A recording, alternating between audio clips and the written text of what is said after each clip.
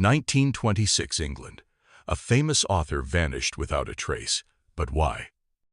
The room was dim, save for the flicker of a solitary lamp casting elongated shadows on the walls.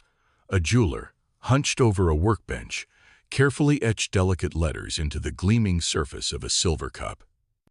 "To Archie," he murmured aloud, his engraver tool glinting under the light. "My forever." Agatha Christie sat nearby, her hands folded neatly in her lap. Her navy blue coat hugged her tightly, but it wasn't the chill of the room she was fighting. Her face betrayed nothing, only a faint practiced smile as she watched the craftsman work. "Almost done, madam," the jeweler said, glancing up briefly. "Take your time," Agatha replied softly, her voice even but hollow. Her gaze lingered on the words forming on the cup, the phrase looping in her mind like a haunting refrain, "My forever." She couldn't decide if it was irony or tragedy that made her choose those words. Behind her calm exterior, thoughts churned. The late-night arguments, Archie's coldness, Nancy Neal's laughter echoing in her memory. She clenched her gloved hands tighter, nails digging into her palms. The jeweler straightened and handed her the finished piece. "There we are. Perfect, if I may say so myself." Agatha accepted the cup, her fingers brushing over the engraving. She smiled faintly. "Perfect," she echoed, her tone unreadable. "Thank you." As she stepped out into the cold night air, the street was quiet, save for the occasional whistle of the wind. She clutched the cup tightly, as though it were both a weapon and a keepsake. Minutes later, Agatha sat in her car, the silver cup resting on the passenger seat. She stared out at the empty road ahead, her hands trembling on the wheel. The weight of everything, Archie's betrayal, her public image, her crumbling sense of self pressed down on her like a vice. Her breath hitched as she whispered to herself, "Forever doesn't mean anything, does it?" The engine roared to life, the car lurching forward. Agatha drove faster than she should, the dark road ahead illuminated only by her headlights slicing through the fog. Her mind raced, a whirlwind of emotions she couldn't contain. Betrayal, hurt, anger. Hours later, dawn broke over a quiet countryside road. A police officer stood beside a wrecked car, its front end crumpled against a tree. The silver cup lay on the grass, its engraving catching the early morning light. "No sign of her," the officer muttered to his companion. "Just this." He held up a crumpled piece of paper, its edges stained and frayed. The camera zooms in as the audience glimpses a hastily scribbled note. "If here is no greater fiction than the lies we tell ourselves." The screen fades to black. 1926 England. A famous author vanished without a trace. But why? The chandeliers sparkled like a constellation of stars, casting a warm glow over the grand ballroom.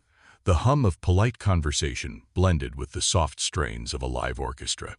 Agatha Christie, dressed in an elegant midnight blue gown, stood at the center of it all. A glass of champagne in hand, she smiled graciously as admirers lavished praise on her latest bestseller. "Mrs. Christie, you've outdone yourself again," gushed Lady Evelyn. "The twists in The Murder of Roger Ackroyd. My husband nearly dropped his monocle." Agatha chuckled softly. "I am just grateful readers like you find my little mysteries entertaining." Her tone was polished, her poise immaculated, but her grip on the champagne glass tightened imperceptibly. Across the room, her husband Archie Christie stood near the bar, his stance rigid. Agatha's gaze flicked to him. He wasn't looking at her.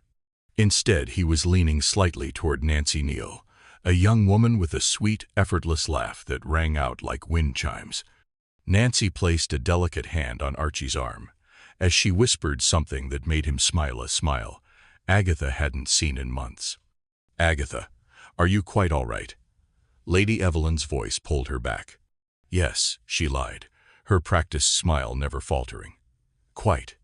Later that night, in the quiet confines of their car as they drove home, the tension between them was as thick as the fog curling around the headlamps.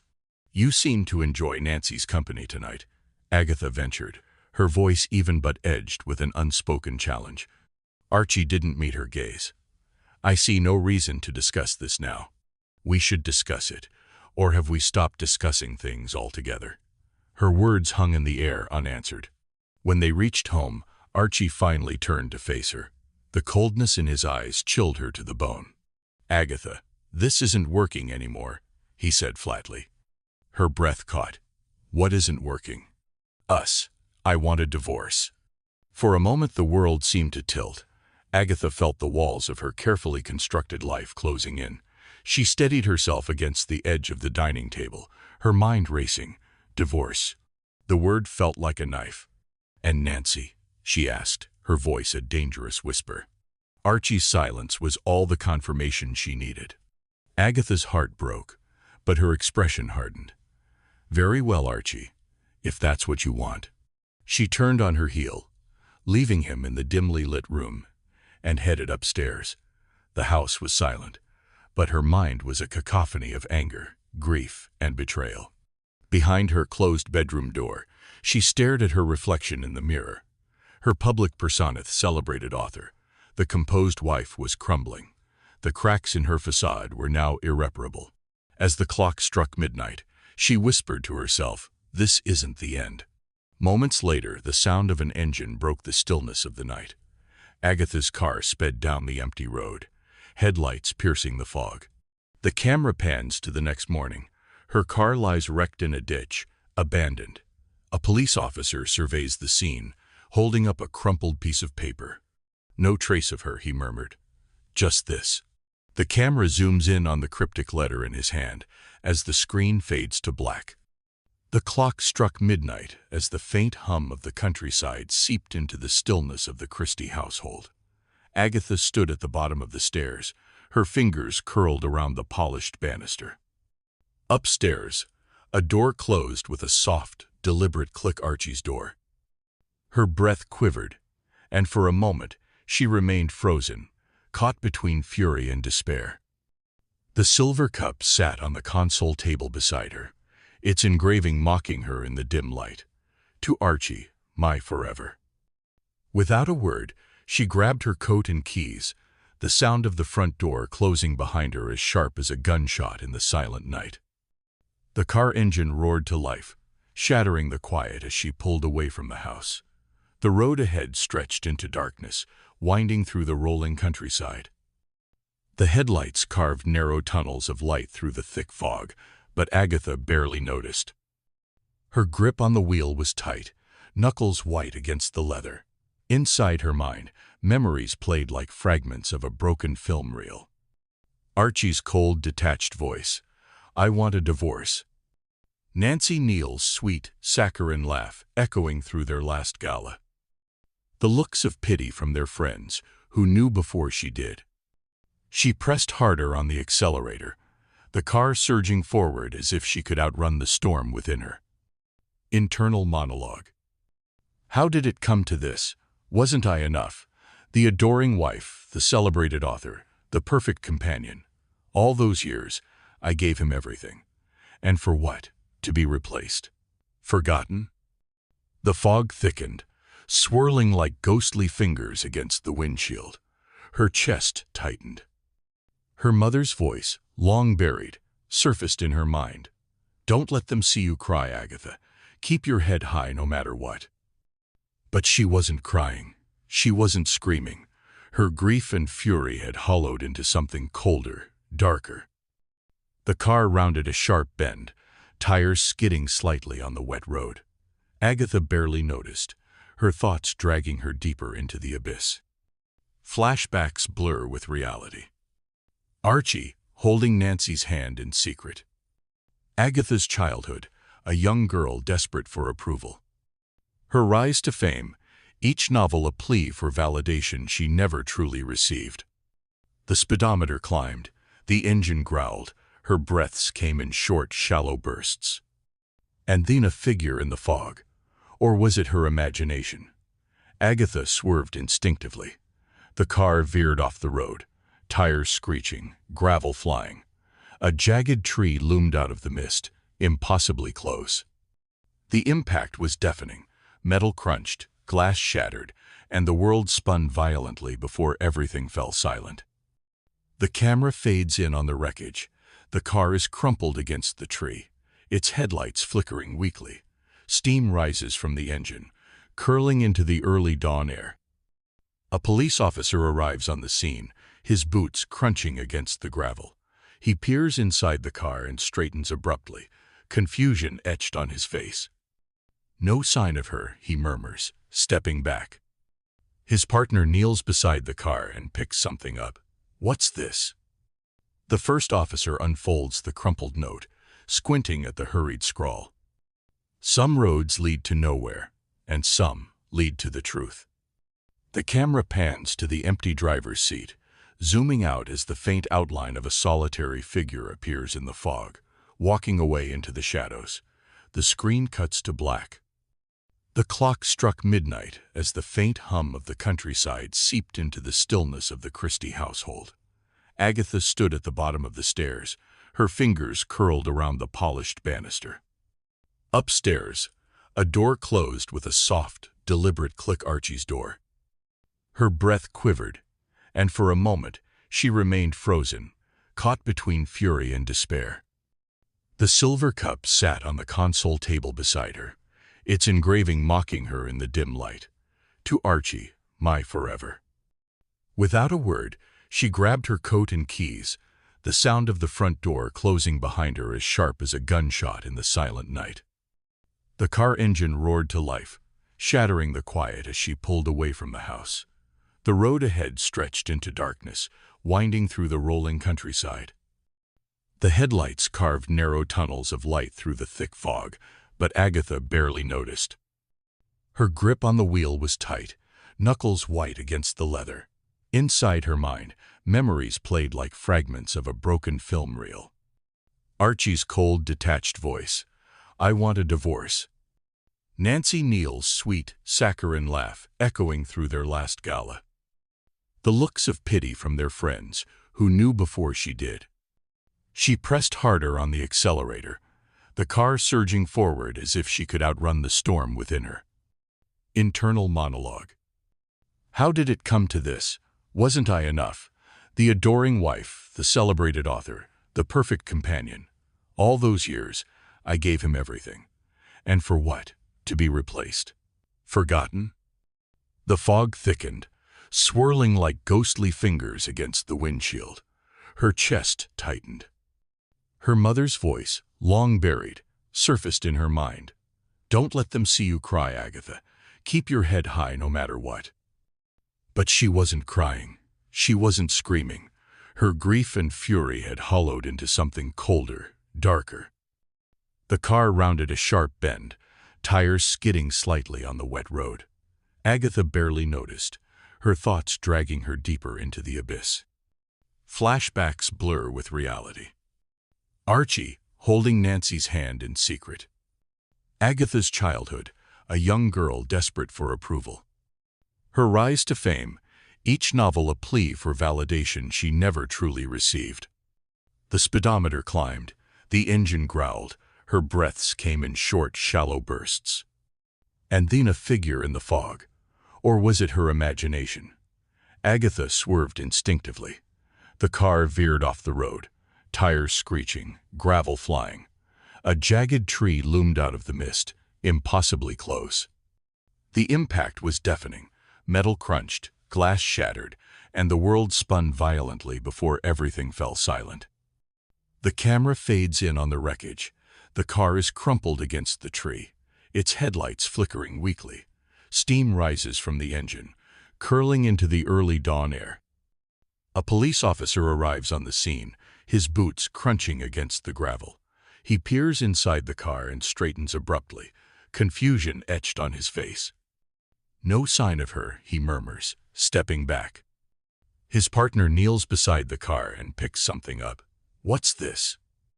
The first officer unfolds the crumpled note, squinting at the hurried scrawl. "Some roads lead to nowhere, and some lead to the truth."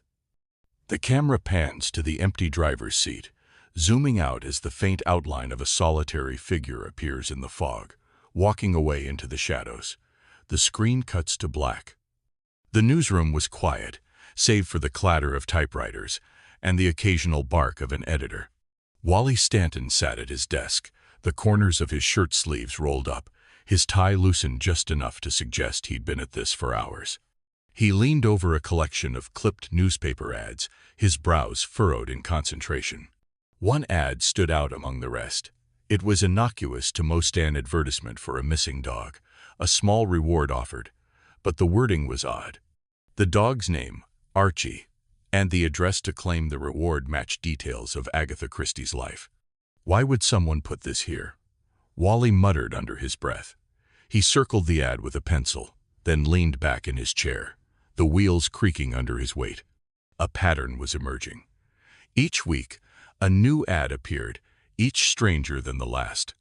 A lost scarf, an invitation to tea, a request for book recommendations, all seemingly mundane. Yet the phrasing held clues only someone who knew Agatha's work intimately would recognize. Wally smirked. "You clever woman, what are you trying to tell us?" The journey to Harrogate was long and cold. As the train rumbled north, Wally reviewed his notes. The ads had led him here, to the Harrogate Hydropathic Hotel, a place known for its discretion and elite clientele. When he arrived, the hotel was as grand as he'd imagined: stone columns, wrought iron gates, and a sprawling garden veiled in mist. He adjusted his coat against the chill and stepped inside, greeted by the warmth of a roaring fireplace and the scent of polished wood. At the reception desk, he adopted the air of a casual traveler. "Stanton," he said with a smile, sliding his identification across the counter. "Just passing through. I hear this is the place to unwind." The concierge nodded knowingly. "Indeed, sir. Room 315, overlooking the gardens." As he climbed the grand staircase, his journal tucked under his arm, Wally couldn't help but feel the buzz of anticipation. If his hunch was right, he was about to step into the heart of a story bigger than any he'd covered before. Later that evening, Stanton made his way to the lounge, blending seamlessly with the other guests. The room was alive with quiet chatter, the clinking of glasses, and the low hum of a pianist in the corner. Wally scanned the room carefully, his journalist's eye catching every detail: the tension in a couple's conversation, the unspoken competition in a card game, the woman sitting alone near the fire. His heart skipped a beat. It was her. She sat with a book open on her lap, though her gaze was far away, fixed on the flames. Her posture was relaxed, almost too relaxed, like a performer in the final act of a play. She wore a soft blue dress, her hair swept back, and her lips curved into a faint, enigmatic smile. Agatha Christie. But she wasn't Agatha here. He knew that. She was Teresa Neal, a woman hiding in plain sight. Stanton considered his options. He could walk straight up to her, call her by her name, and end the mystery in a single dramatic moment. But something held him back. This wasn't just a missing persons case. This was a puzzle she had crafted, a story unfolding on her terms. Instead, he approached the bar, ordering a scotch and settling into a nearby armchair. He opened his own notebook, pretending to jot down idle thoughts while keeping her in the corner of his vision. As the evening wore on, Stanton's pen moved across the page. He wasn't writing an article, he was building a profile. Every gesture she made, every glance she cast around the room, every subtle interaction with the staff became another piece of the puzzle. At one point, she caught his gaze. Her expression didn't falter. She didn't recognize him, or, if she did, she didn't let it show. Instead, she inclined her head ever so slightly, a polite acknowledgement before returning to her book. It was a chess match now. Cliffhanger.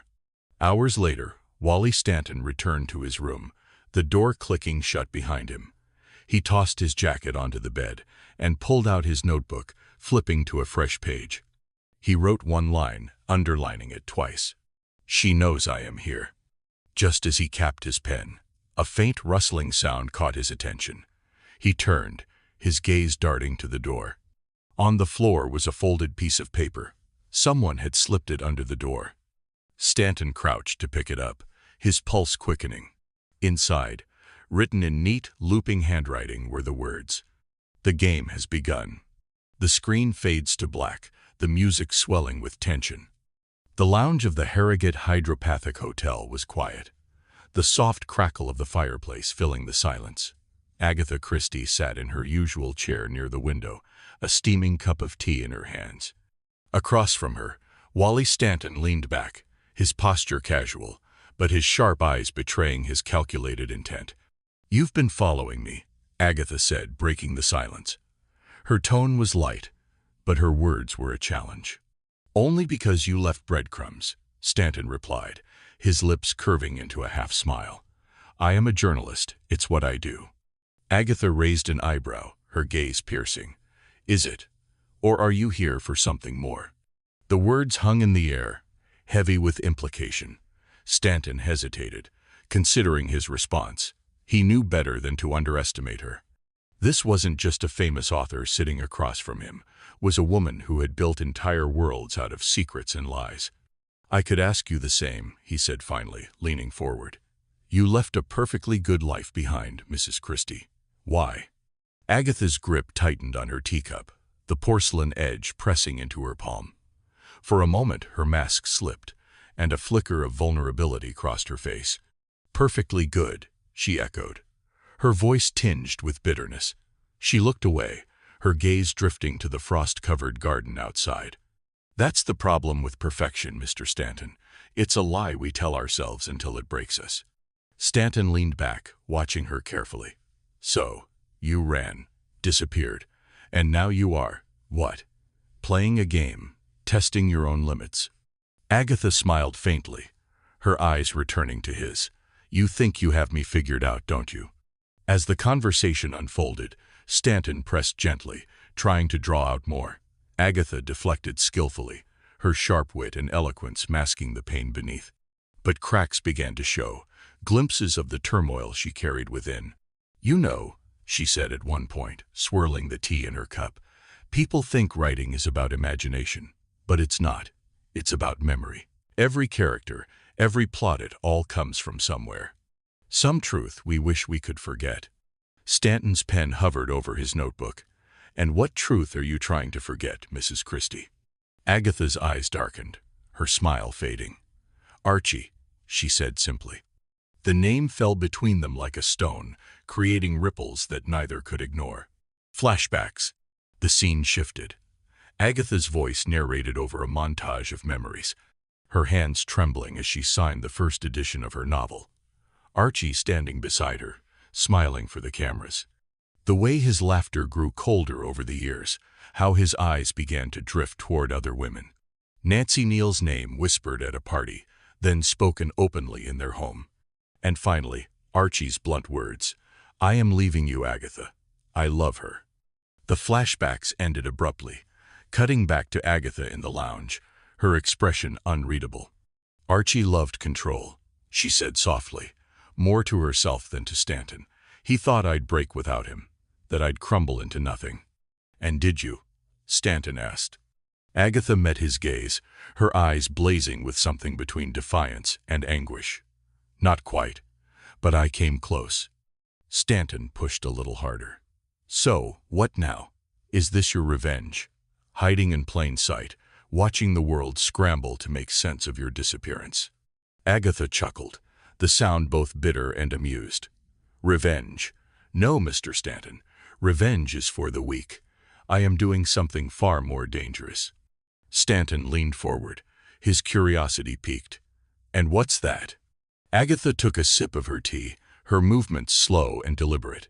Then she looked him square in the eye and said, "Telling the truth, the kind that burns brighter than fiction." Cliffhanger. Stanton's heart raced, his journal open but forgotten. Agatha's words carried a weight he couldn't ignore. As the clock in the corner chimed the hour, Agatha rose, smoothing her dress. "Good night, Mr. Stanton," she said, her tone polite but distant. "Wait," Stanton said, standing. "What truth? What are you planning to do?" Agatha paused, turning back to him with a faint smile. "Oh, don't worry," she said lightly. "You'll figure it out. Just try not to get burned." With that, she walked away, leaving Stanton standing there, his mind racing with possibilities. The screen fades to black, the tension simmering as the audience is left wondering. What truth does Agatha intend to reveal? And how far will she go to see it through? The serene spa halls echoed with the faint hum of machines and the gentle murmur of attendants. By all appearances, the Harrogate Hydropathic Hotel was a haven of tranquility. Yet, deep within its treatment rooms, Agatha Christie had found the perfect theater for her dangerous experiment. The Bergonic chair stood in the center of the room, its metallic arms gleaming under the harsh glow of the overhead light. Agatha stood nearby, her hands gloved, flipping through pages of her leather-bound notebook. The notes were meticulous diagrams of the chair, detailed instructions on voltage adjustments, and scrawled calculations that betrayed her growing obsession. She placed the notebook down, her fingers trembling slightly as she traced the word she had written dozens of times. Justice. A suspicious Stanton. In the lounge, Wally Stanton sat with a folded newspaper, his eyes discreetly following Agatha's movements. He had been observing her for days, noting her visits to the treatment rooms and her uncanny interest in the machinery. "This isn't about her recovery," Stanton muttered to himself. "She's planning something." His journalist instincts tingled as he recalled Agatha's cryptic comments from their previous conversations. The truth can burn brighter than fiction. What truth? What was she hiding? Stanton decided it was time to act. He followed Agatha into the restricted area of the spa, staying far enough behind to avoid detection. The faint buzz of the Bergonic chair grew louder as he approached. Through a crack in the door, he saw her tinkering with the machine, adjusting its dials with careful precision. "What are you up to, Mrs. Christie?" he whispered, his heart pounding. A shocking discovery. Inside the room, Agatha worked with a focused intensity, her mind racing. She adjusted the electrodes, testing the currents, her thoughts drifting to Nancy Neal. The woman who had stolen her husband, her life, her identity. Agatha's breathing quickened as she imagined Nancy sitting in this very chair, the hum of the machine growing louder, the voltage building to an unbearable crescendo. But then a flicker of doubt crossed her mind. Was this justice or revenge? She shook her head, dispelling the thought. This wasn't just about Nancy. It was about proving something to herself, to Archie, to the world. Agatha opened her notebook, her eyes scanning the sketches she had drawn. Among the pages was a crude diagram of the treatment room. Around the chair, in bold letters, she had scrawled the word justice over and over again, the ink dark and jagged as if carved in desperation. The twist. Stanton chose that moment to step into the room. "You've been busy," he said, his voice calm but laced with accusation. Agatha didn't flinch. She closed the notebook slowly, turning to face him. "And you've been nosy," she replied, her tone cutting. Stanton's gaze darted to the Bergonic chair, then to the notebook in her hands. "Is this what you meant by truth?" he asked. "Is this your idea of justice?" Agatha smiled faintly, her composure unshaken. "Sometimes justice needs a little encouragement," she said, placing the notebook on the table. "You are playing with fire," Stanton warned. "Whatever you are planning, it won't end well." Agatha tilted her head, studying him. "And what makes you think you can stop me?" "Cliffhanger." Stanton stepped closer, his eyes narrowing. "Because I know more than you think," he said, pulling a folded newspaper from his pocket. He opened it to reveal an ADA-coded message Agatha had placed days earlier. Her eyes flicked to the paper, then back to him. For the first time, a shadow of doubt crossed her face. "You've been following me longer than I realized," she murmured. Stanton smirked. "Long enough to know you are not as in control as you think." Agatha's expression hardened.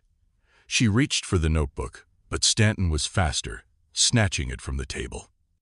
He flipped it open, his eyes widening as he took in the sketch of the treatment room, the repeated word justice and a chilling phrase scribbled beneath it. "Justice will begin where the heart stops." The hum of the machine grew louder, the tension in the room suffocating. Agatha stepped toward Stanton, her voice low and menacing. "You don't understand what you've walked into, Mr. Stanton, and I suggest you leave before you regret it." But Stanton held his ground, clutching the notebook like a shield. "Oh, I am not going anywhere," he said, his voice steady. "Not until I find out the truth." The screen fades to black as the sound of the Bergonic chair crescendos, leaving the audience breathless with anticipation. What will Stanton discover? And how far is Agatha willing to go to see her plan through? The climactic confrontation. The sun had barely risen over Harrogate, casting a golden glow over the tranquil spa. But inside, the atmosphere was thick with tension. Agatha Christie stood at the far side of the dimly lit treatment room, hidden behind a heavy velvet curtain. The only sound was the faint hum of the Bergonic chair, which she had meticulously prepared. Her fingers trembled as she adjusted the dials, her eyes fixated on the chair. She could already hear Nancy's footsteps approaching the door. Nancy, the woman who had destroyed everything Agatha had once held dear. Her mind raced. This is it. Justice. Finally. The chair was ready. The voltage was set just high enough to shock the system, but not enough to kill. Just enough to make Nancy feel the pain, the betrayal, the suffocating helplessness Agatha had endured.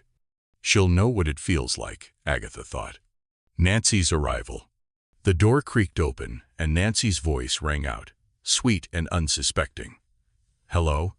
Is anyone here?" Agatha stiffened, holding her breath. She couldn't afford to make a sound. She waited, barely daring to move. Nancy stepped into the room, her heels clicking against the floor. "Oh, it's so quiet in here," she murmured.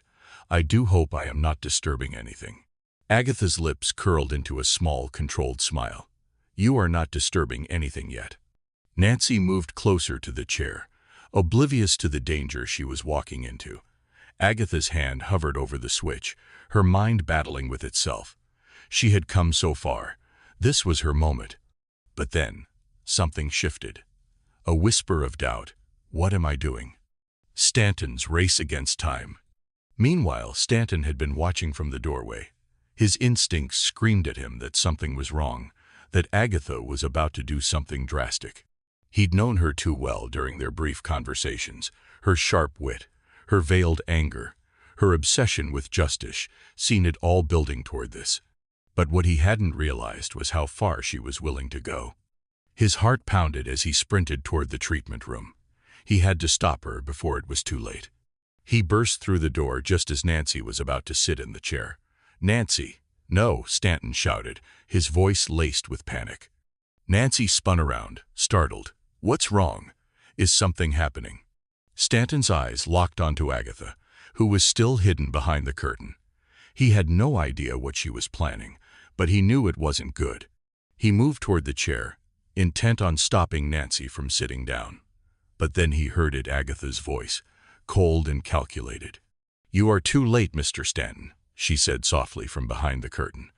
"I am already in control." Stanton's eyes widened in horror. The switch had been flipped. The Bergonic chair hummed ominously. He couldn't get to it in time. A catastrophic incident. The chair buzzed louder, the hum growing deeper, more electric.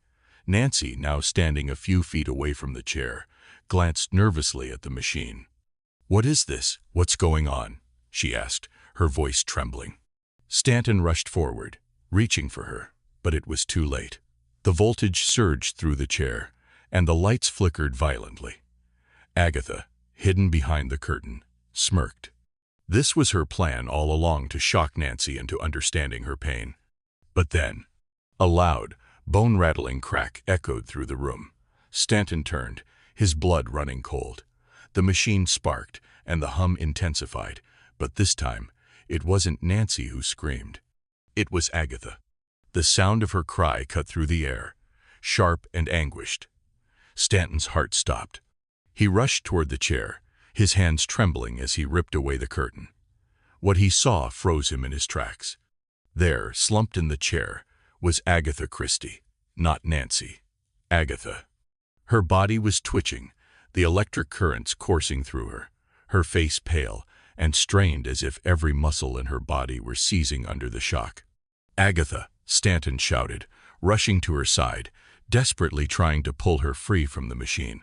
Her eyes were barely open, her lips trembling with barely audible words. I couldn't. I wanted to make her understand," she whispered. Stanton's hands shook as he tried to disconnect the wires. "What are you doing? What did you?" But Agatha's voice faltered, as her head fell back against the chair. Her body went limp. Cliffhanger! Stanton's heart hammered in his chest. He had to get her out of there. But as he fumbled to release her from the chair, he noticed something strange. Her hand, still clutching the edge of the chair, held a crumpled piece of paper. Stanton tore it from her fingers, unfolding it slowly. His eyes scanned the words, a chill creeping down his spine. "Sometimes justice comes at a price, and sometimes it's me who has to pay." As the words sank in, Agatha's breathing became shallow.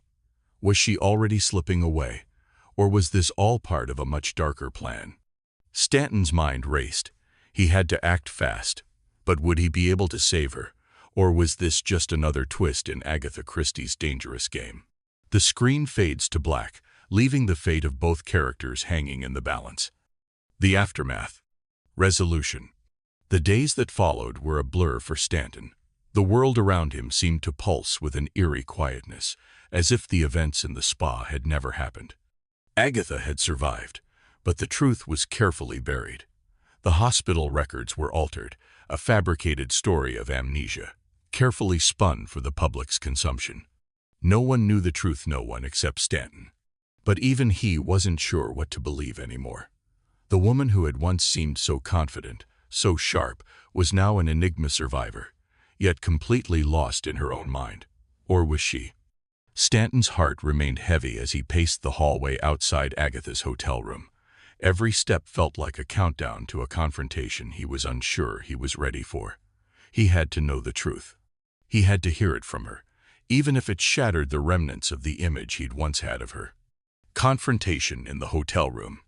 The door to Agatha's room creaked open, revealing her sitting by the window. She was gazing out at the view of the sleepy town, her profile illuminated by the soft light of the setting sun. "Agatha," Stanton said, his voice hoarse. She didn't turn to face him immediately. It was as though she hadn't even heard him. But after a long, heavy silence, she finally spoke, her voice quieter than usual. "I knew you would come eventually." Stanton's heart raced as he stepped closer, his mind a whirlwind of emotions. What happened? Why? Why would you do that to yourself, to Nancy, to everyone? Agatha finally looked at him, her eyes distant but sharp. "You think I am crazy, don't you?" she asked, her lips curving into a bitter smile. Stanton shook his head. "I don't know what I think, but I know that what you did." "It was necessary," she interrupted, her tone icy. "You think I could just keep going, pretending everything was fine while the man I loved walked away with another woman, while my own life fell apart? You think this was easy for me?"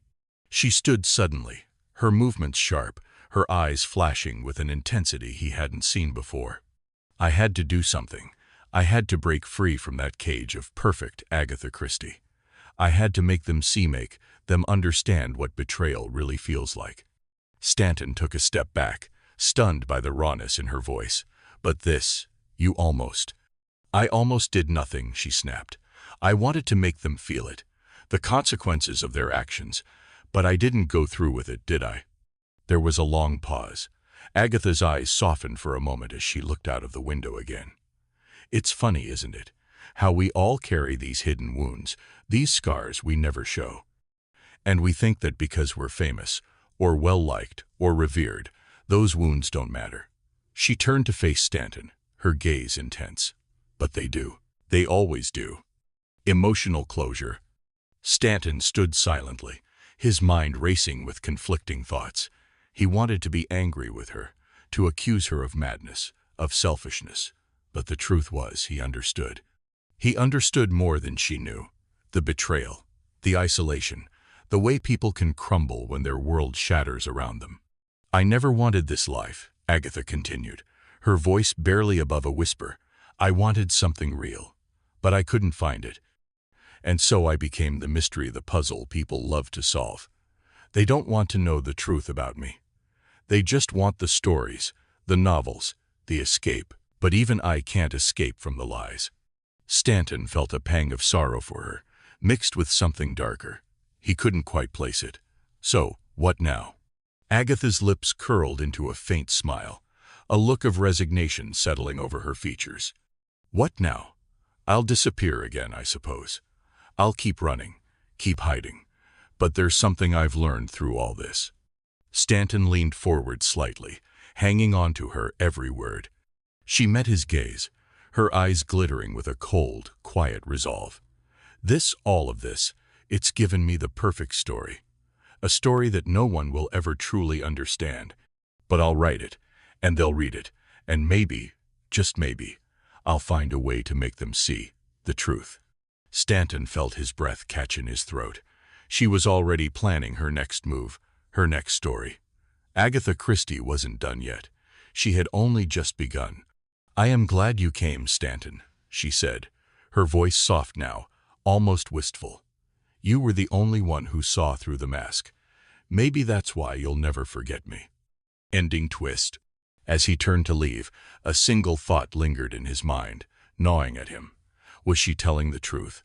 Was this all part of her plan? Or had she truly lost herself? The door clicked shut behind him, and he stepped out into the hall, his thoughts still spinning. Agatha Christie, the woman he thought he knew, had vanished into a stranger. And the truth? It would always be buried beneath layers of mystery. As the camera lingers on Agatha's figure in the room, her eyes glimmering with secrets, she smiles faintly. A mystery wrapped in a riddle. The kind of story only Agatha Christie could create. Cliffhanger. The screen fades to black, but before it does, the faintest sound a typewriter clacking echoes in the background, hinting at a new story, a new mystery. And a chilling question. Is Agatha Christie still playing the game, or has she finally become the mystery herself? Ending twist. The final scene begins on a quiet train station platform, the soft chug of the engine filling the air. The Christies, bound for home, stand in hushed anticipation as the train prepares to depart. Stanton stands at a distance, his eyes locked on Agatha. Her calm, poised presence stands in stark contrast to the turmoil he feels inside. He watches her from a distance, a man caught between respect and regret. For a moment, their eyes meet across the crowded platform, but Agatha doesn't acknowledge him. She doesn't need to. There's something in her gaze that speaks volumes. It's as though she's already miles away, her mind 1,000 places ahead of her body. She's left behind more than just her old life. She's left behind her old self. Stanton can't help but feel a pang of sorrow. He never fully understood her, but he came to admire her in a way. Agatha Christie, the master of suspense, had crafted her own mystery. And now, as the train's whistle pierces the air, he wonders if she ever really wanted to be found. Was the story she had told her own life just another intricate plot? A web of lies and truths interwoven so skillfully that even she couldn't tell the difference anymore. The train begins to roll forward, the wheels clicking rhythmically against the tracks, and Agatha steps onto the train with a fluid, almost predatory grace. Stanton takes one last glance at her before he turns to walk away, feeling as though he's closing the chapter on something that could never be fully understood. But as the train pulls away, the final shot captures Agatha, seated by the window, her face bathed in the soft glow of the passing light. She stares out at the landscape, but there's something haunting in her expression. Her reflection in the glass blurs and shifts, melding with the passing scenery, the rolling hills, the distant skyline, the fleeting moments of a life that is forever changing. It's as if she too has become part of the landscape. Her identity, her true identity, is as elusive as the fading landscape outside. Is she the woman the world knows, or something else entirely? Her reflection flickers, a fractured image, just as fractured as the woman who stares into it. As the camera pulls back, the train moves steadily into the distance, and the voiceover cuts through the silence, as though it were a secret whispered on the wind. Some stories are better left unsolved. The words linger in the air, heavy with finality. A mystery, in its purest form, left unanswered. No neatly tied conclusion, no satisfying explanation. Just the haunting truth that some things, some people are too complicated to unravel, too complex to understand. And as the train fades into the horizon, the question remains, will anyone ever know the real Agatha Christie? Or will she, like all the best mysteries, remain forever elusive?